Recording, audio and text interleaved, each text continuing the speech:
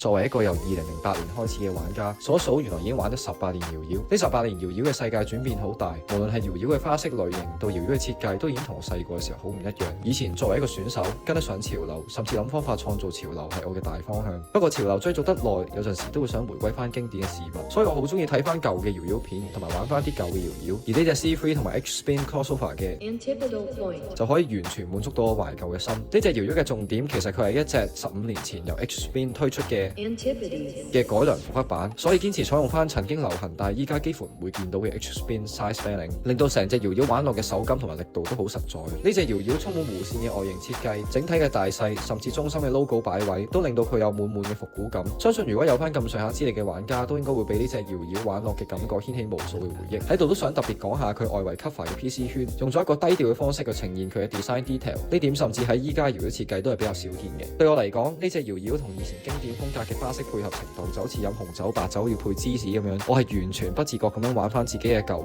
招，或者玩翻舊時代 player 嘅唔同花式，可以話係一隻帶俾我體會到不一樣樂趣嘅搖搖。無論你係資深玩家想懷舊下，或者想體會下經典搖搖手感嘅新進玩家，我都覺得你可以入手一隻嚟玩下。今集係咁多先，拜。